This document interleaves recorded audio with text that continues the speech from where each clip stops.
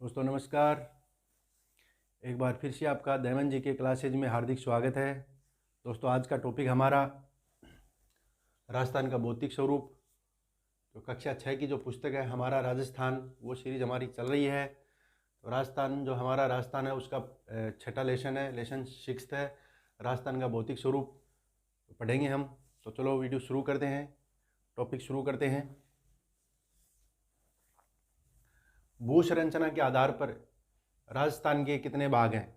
भू संरचना के आधार पर राजस्थान को कितने भागों में बांटा जा सकता है? भू संरचना के आधार पर राजस्थान को कितने भागों में बांटा जा सकता है? तो भू संरचना के आधार पर राजस्थान को 4 भागों में बांटा जा सकता है। कितने भागों में बांटा जा सकता है? 4 भागों में राजस्थान को बांटा जा सकता है भू संरचना के आधार पर। पहला है थार का मरुस्थल, दूसरा है अरावली पर्वत, तीसरा पूर्वी मैदान और चौथा है दक्षिणी पूर्वी पठार। ठीक है। तो राजस्थान को भू संरचना के आधार पर कितने भागों में बांटा जा सकता है? राजस्थान को भू संरचना के आधार पर हम 4 भागों में बांट सकते हैं। कौन कौन सा है?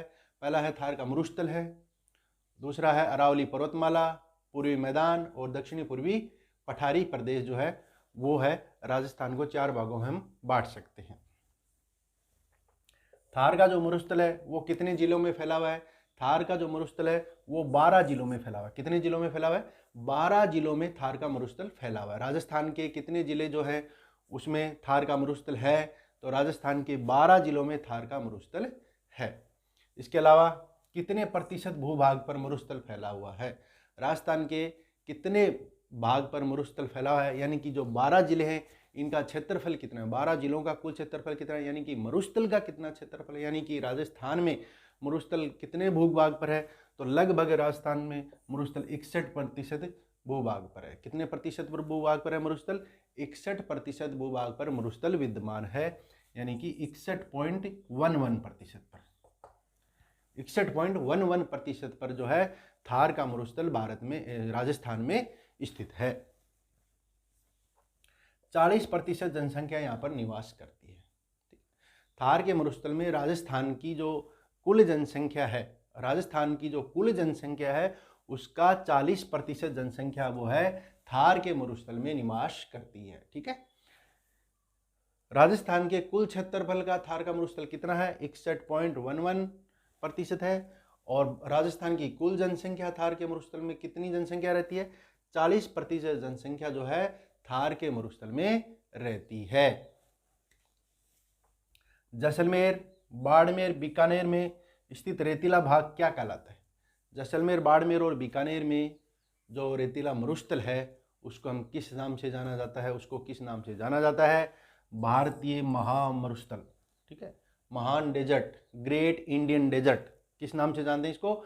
ग्रेट इंडियन डेजर्ट, भारतीय महामरुस्थल के नाम से हम जानते हैं। जो राजस्थान का जो मरुस्थल है उसको हम किस नाम से जानते हैं? भारतीय महामरुस्थल, ग्रेट इंडियन डेजर्ट के नाम से हम उसको जानते हैं।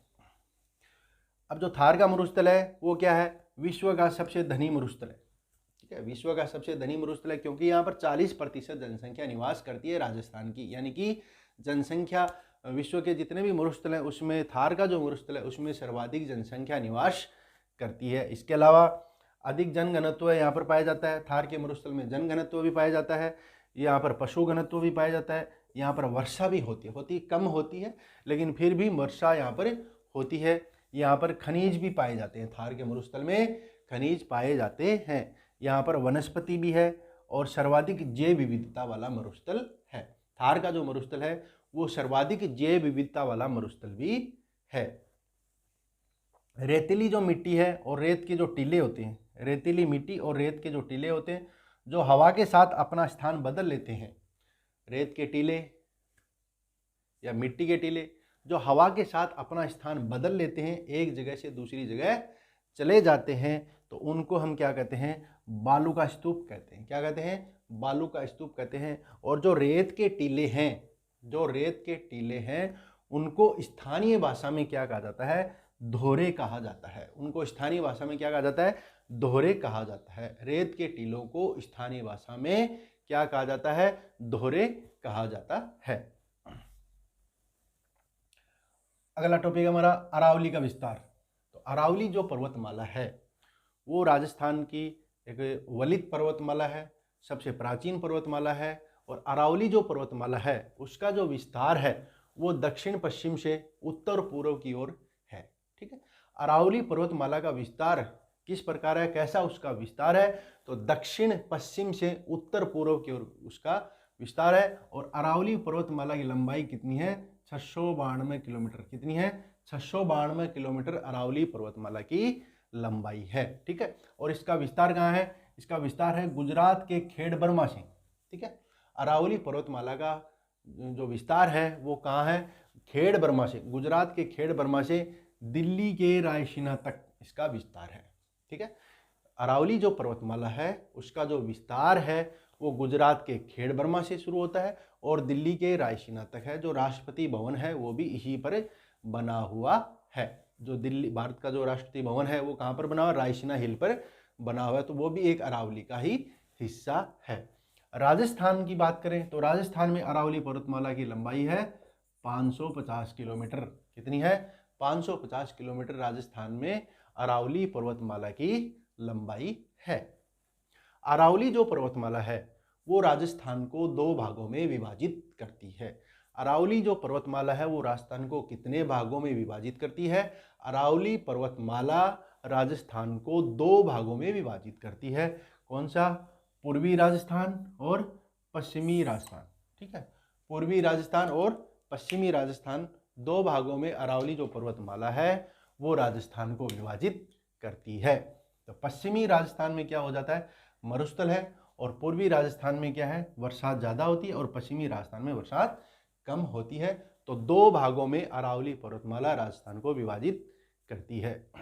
अरावली जो पर्वतमाला है इसकी सबसे ऊंची चोटी कौन सी है, अरावली पर्वतमाला की सबसे ऊंची चोटी है गुरु शिखर। कौन सी है, गुरु शिखर है, जो कितनी ऊंची है, 1722 मीटर ऊंची है। और ये कहाँ पर स्थित है, माउंट आबू। माउंट आबू कहाँ पर है, सिरोही जिले में स्थित है।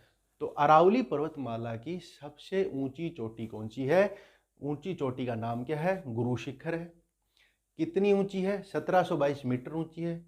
कहाँ पर है, माउंट आबू में। माउंट आबू कहाँ पर है, सिरोही जिले में। ठीक है, माउंट आबू कहाँ है, सिरोही जिले में। तो अरावली पर्वतमाला की सबसे ऊंची चोटी कौन सी है, गुरु शिखर। कितनी ऊंची है, 1722 मीटर। कहाँ पर है, माउंट आबू में। माउंट आबू कहाँ है, सिरोही जिले में स्थित है। अरावली पर्वतमाला जो है वो राजस्थान का उच्चतम भूभाग है, पर्वत है, ऊंचाई है। तो अरावली जो पर्वतमाला को हम क्या कहते हैं, राजस्थान का उच्चतम भूभाग इसको हम कह सकते हैं। यह जो पर्वतमाला है, अरावली पर्वतमाला जो है वो मानसून को रोककर पूर्वी और दक्षिणी राजस्थान में वर्षा करती है, इसलिए इसे राजस्थान की जीवन रेखा कहा जाता है। राजस्थान की जीवन रेखा किसको कहा जाता है, अरावली पर्वतमाला को राजस्थान की जीवन रेखा कहा जाता है, क्योंकि यहाँ पर काफ़ी मात्रा में वन्य संपदा वगैरह और खनिज वगैरह अरावली पर्वतमाला में पाए जाते हैं, और कुछ कुछ वर्षा कराने में भी अरावली पर्वतमाला सहायक है, इसलिए इसको राजस्थान की जीवन रेखा कहा जाता है। अरावली मरुस्थल के पूर्वी प्रसार को रोकती है। अरावली जो पर्वतमाला है वो राजस्थान को दो भागों में विभाजित करती है। कितने भागों में विभाजित करती है, दो भागों में विभाजित करती है। और जो पश्चिमी जो मरुस्थल है वो पूर्वी जो साइड है उसकी बीच में जो अरावली पर्वतमाला आ गई है, इसलिए वो मरुस्थल को प्रसार, मरुस्थल के प्रसार होने को रोकती है, प्रसार को रोकती है। विश्व की प्राचीनतम पर्वतमाला कौन सी है, अरावली जो पर्वतमाला है वो विश्व की प्राचीनतम पर्वतमाला मानी जाती है। भू संरचना के आधार पर राजस्थान को कितने भागों में बांटते हैं, चार भागों में बांटते हैं। मरुस्थल, मैदानी भाग, अरावली पर्वत और दक्षिण पूर्वी पठारी प्रदेश। मरुस्थल कितने जिलों में फैला हुआ है, 12 जिलों में। कितना क्षेत्रफल है इसका, 61.11%। मरुस्थल में कितनी प्रतिशत जनसंख्या निवास करती है, राजस्थान की 40%। भारतीय महान मरुस्थल ग्रेट इंडियन डेजर्ट कहाँ पर है, बाड़मेर, बीकानेर, जैसलमेर का जो मरुस्थल है वो महान मरुस्थल कहलाता है। बालू का स्तूप क्या होते हैं, रेत के टीले, रेत के दोहरे, जो बालू का स्थान बदलते रहते हैं उनको बालू का स्तूप कहते हैं। दोहरे क्या होते हैं, जो रेत के टीले होते हैं उसको स्थानीय भाषा में दोहरे कहा जाता है। अरावली का विस्तार कितना है, अरावली का विस्तार दक्षिण से पूर्व, दक्षिण पश्चिम से लेकर के उत्तर पूर्व तक है, 692 किलोमीटर। राजस्थान में इसकी लंबाई कितनी है? 550 किलोमीटर। और कहाँ से कहाँ तक इसका विस्तार है? गुजरात के खेड़ बर्मा से दिल्ली के रायसीना तक राष्ट्रीय भवन अरावली पर्वतमाला पर बना हुआ है। अरावली राजस्थान को कितने भागों में विभाजित करती है? अरावली राजस्थान को 2 भागों में विभाजित करती है, पूर्वी राजस्थान और पश्चिमी राजस्थान। अरावली पर्वतमाला की सबसे ऊंची चोटी कौन सी है? अरावली पर्वतमाला की सबसे ऊंची चोटी है गुरु शिखर। कितनी है? 1722 मीटर। और कहाँ पर है? माउंट आबू में। माउंट आबू कहाँ है? सिरोही में। अरावली पर्वतमाला राजस्थान का उच्चतम भूभाग है और यह पर्वतमाला जो मानसून को रोकती है और इसमें बहुत सारे खनिज मिलते हैं, इसलिए इसको राजस्थान की जीवन रेखा कहा जाता है। अरावली पर्वतमाला है वो मरुस्थल के प्रसार को रोकने में मदद करती है और विश्व की प्राचीनतम पर्वतमाला है वो है अरावली पर्वतमाला। क्वेश्चन हमारा अरावली पर्वतीय प्रदेश। अरावली जो पर्वतीय प्रदेश है वो राजस्थान के 9% भूभाग पर फैला हुआ है। अरावली जो पर्वतीय प्रदेश है वो राजस्थान के लगभग कितने प्रतिशत भाग पर है? 9% भाग पर अरावली पर्वतमाला स्थित है।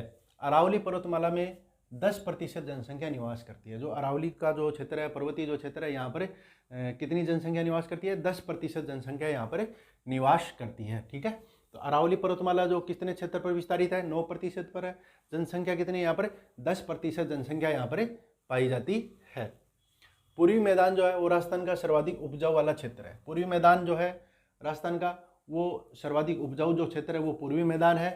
पूर्वी मैदान के 23% भाग पर 40% जनसंख्या निवास यहाँ पर करती है। जो पूर्वी मैदान है वो राजस्थान के कितने प्रतिशत भूभाग पर फैला हुआ है? पूर्वी मैदान राजस्थान के 23% भूभाग पर फैला हुआ है और यहाँ पर 40% जनसंख्या निवास करती है। ठीक है, पूर्वी जो मैदान है वो कितने प्रतिशत भाग पर फैला हुआ है? 23% भाग पर फैला हुआ है और यहाँ जनसंख्या कितनी निवास करती है? 40% जनसंख्या यहाँ पर निवास करती है। पूर्वी मैदानी जो भाग है वो चंबल, बनास, बाणगंगा और उनकी सहायक नदियों द्वारा बनाया गया है। पूर्वी जो मैदान है वो कौन सी 2 नदियों द्वारा निर्मित है? चंबल, बनास, बाणगंगा और उनकी सहायक नदियों द्वारा ये मैदान निर्मित है। चंबल नदी के आसपास जो कोटा से धौलपुर तक का जो क्षेत्र है वो नाली अपर्दन के कारण उबड़ खाबड़ हो चुका है और जिससे चंबल के बीड़ या डाग या उत्खात भूमि कहते हैं। ठीक है, चंबल जो नदी है उसके जो आसपास का जो क्षेत्र है, चंबल नदी के आसपास का जो क्षेत्र है, कोटा से धौलपुर तक का जो क्षेत्र है वो नाली अपर्दन के कारण क्या हो गया? उबड़ खाबड़ हो गया है और इसे क्या बन गए? बीड़ बन गए। क्या बन गए? बीड़ बन गए, जिसे हम डाग या उत्खात भूमि कहते हैं। ठीक है, और जो बीड़ है, चंबल के जो बीड़ है ये डाकुओं के लिए प्रसिद्ध है। किसके लिए प्रसिद्ध है? डाकुओं के लिए प्रसिद्ध है चंबल के बीड़। ठीक है, आगे बांसवाड़ा व प्रतापगढ़। बांसवाड़ा और जो प्रतापगढ़ है उसके बीच जो माही नदी द्वारा जो निर्मित मैदान है उसे माही का मैदान कहते हैं। माही का जो मैदान है वो कौन सी नदी द्वारा निर्मित है? माही नदी द्वारा निर्मित है। माही नदी द्वारा माही का मैदान बनाया गया है, निर्मित किया गया है और ये कहाँ पर है? बांसवाड़ा और प्रतापगढ़ के मध्य। कहाँ पर है? बांसवाड़ा और प्रतापगढ़ के मध्य माही नदी का मैदान है। 56 का मैदान 56 गांवों के समूह, 56 नदी नालों से निर्मित प्रतापगढ़ के आसपास है जो है ये 56 का मैदान कहलाता है। 56 का मैदान किसे कहते हैं? 56 गांवों के समूह और 56 नदी नालों से जो निर्मित मैदान है उसे कहते हैं 56 का मैदान, उसको कहा जाता है 56 का मैदान। अब देखो दक्षिणी पूर्वी पठारी प्रदेश। दक्षिणी पूर्वी जो पठारी प्रदेश है इसको हाड़ौती का पठार कहा जाता है। ठीक है, जो दक्षिणी पूर्वी पठारी प्रदेश है इसको हाड़ौती का पठार भी कहते हैं। कौन सा पठार कहते हैं इसको? हाड़ौती का पठार भी इसको कहा जाता है। और यहाँ पर राजस्थान का 7% भूभाग पर यह फैला हुआ है। हाड़ौती का जो पठार है वो राजस्थान के 7% भूभाग पर यहाँ पर फैला हुआ है और यहाँ मध्यम काली मिट्टी पाई जाती है। कौन सी मिट्टी पाई जाती है? यहाँ पर मध्यम काली मिट्टी यहाँ पर पाई जाती है। और जो हाड़ौती का पठार है ये हाड़ा शासकों का यहाँ पर शासन था, इसकी वजह से इसको हाड़ौती का पठार भी कहा जाता है। दक्षिणी पूर्वी पठार को हाड़ौती का पठार भी कहा जाता है क्योंकि यहाँ पर हाड़ा राजाओं का शासन रह चुका है। राजस्थान के अन्य पठार कौन से? आबू एवं उड़िया का पठार सिरोही में है। आबू एवं उड़िया का पठार कहाँ पर है? सिरोही में। बोराट का पठार राजसमंद और उदयपुर में। मेसा उपरमाल का पठार चित्तौड़गढ़ में। लसाड़िया का पठार है उदयपुर और प्रतापगढ़ में। ठीक है, अब लावा निर्मित जो मिट्टी है वो क्या है? उपजाऊ है, काली मिट्टी कहलाती है, काली मृदा वो कहलाती है। और प्राचीन काल में हाड़ा वंश शासन होने के कारण हाड़ौती कहलाया। प्राचीन काल में हाड़ा राजाओं का जो शासन था, इसकी वजह से ये क्या कहलाया, हाड़ौती कहलाया। ये जो पठार है हाड़ौती कहलाया। राजस्थान की जो जलवायु कैसी है, मानसून का प्रभाव है। राजस्थान की जो जलवायु है ना, उस पर मानसून का प्रभाव है। मानसूनी जलवायु, राजस्थान की जलवायु है वो मानसूनी जलवायु है और जलवायु पर मानसून का प्रभाव है। राजस्थान के पश्चिम में 61% भाग पर क्या है, शुष्क और अर्धशुष्क जलवायु है। राजस्थान के पश्चिम में 61% जो भाग है, मरुस्थलीय जो भाग है, वहाँ पर शुष्क और अर्धशुष्क जलवायु का प्रभाव उसके ऊपर है। ठीक है, एक बार वापस देख लेते हैं। अरावली कितने भूभाग पर है, 9% भूभाग पर है। जनसंख्या कितनी है यहाँ पर, 10% जनसंख्या है। सर्वाधिक उपजाऊ वाला क्षेत्र है मैदान। मैदान कितने भाग पर है, 23% भाग पर मैदान है। 40% जनसंख्या यहाँ पर निवास करती है।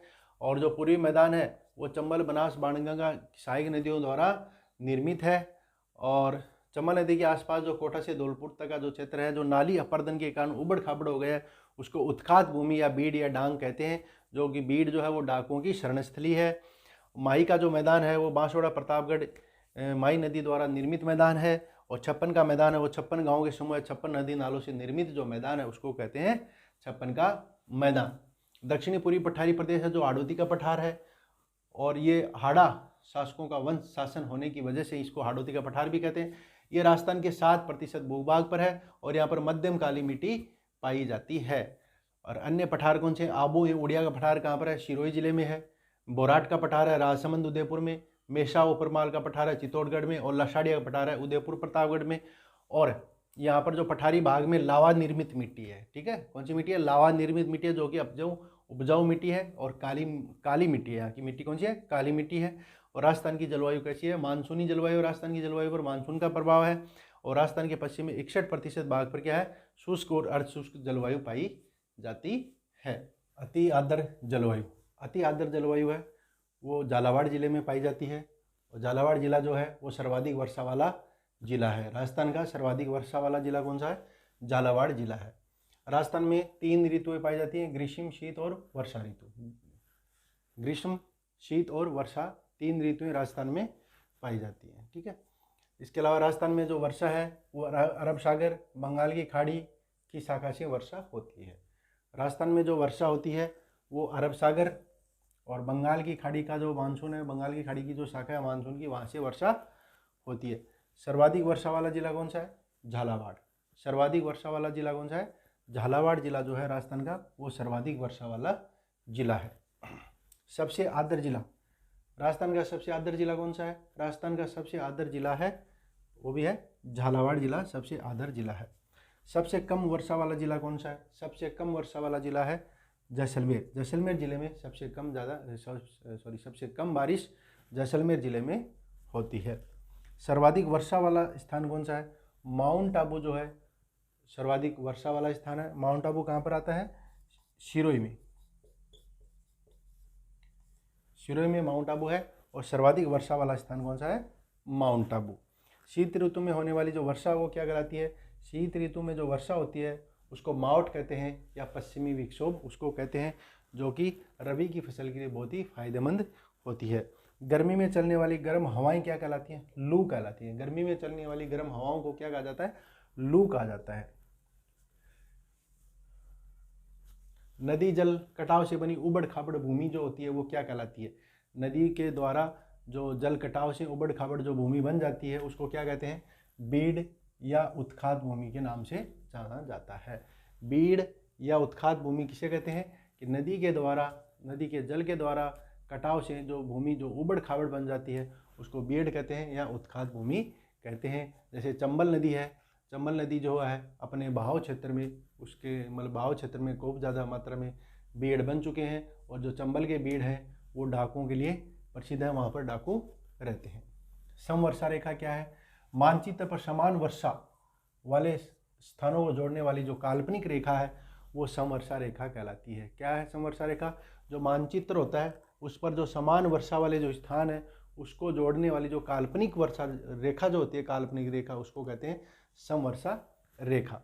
मानसूनी हवाएं ऋतु के अनुसार अपनी दिशा बदलना, मानसून के ऋतु के अनुसार अपनी दिशा बदलने वाली जो हवाएं होती हैं वो कहलाती हैं मानसूनी हवाएं। अपर्दन, जल या वायु द्वारा मृदा का जो कटाव होता है, जल या वायु हवा द्वारा जो मिट्टी का कटाव होता है, जो मृदा का कटाव होता है, उसको अपर्दन बोला जाता है। ठीक है। अकाल, अकाल क्या होता है? अनाज व पेयजल की जो कमी हो जाती है, यानी कि बारिश नहीं होती है और मानसून कमज़ोर होता है, बारिश नहीं आती है, तो बारिश नहीं आने की वजह से क्या होता है, पेयजल की कमी हो जाती है और खेती भी नहीं हो पाती है, तो अनाज की कमी हो जाती है, इसलिए इसे अकाल हो जाता है। मरुस्थलीकरण क्या है? उपजाऊ जो भूमि होती है, उपजाऊ भूमि का धीरे धीरे धीरे बंजर भूमि या रेतीली भूमि में तब्दील हो जाना क्या कहलाता है?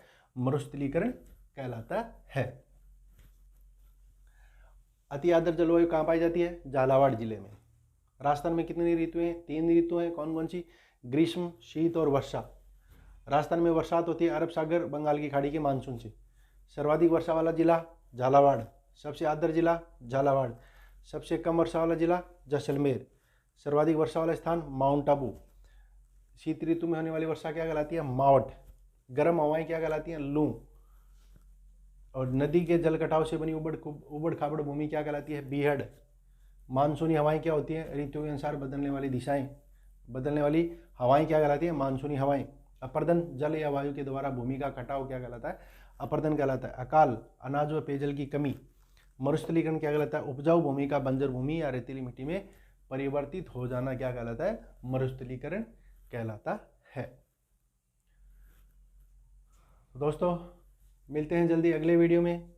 तब तक के लिए नमस्कार, धन्यवाद।